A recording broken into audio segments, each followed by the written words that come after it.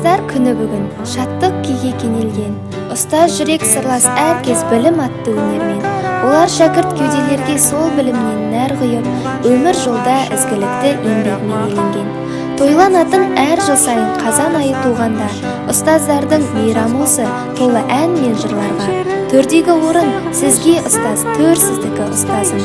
Барлық жанда соны қалады ұстаз көңіл тұрғанда. Тек ұстаздың мерекесі емес бүгін шынында, сол ұстаздан тәлім көрген барлық жанның мейрамы.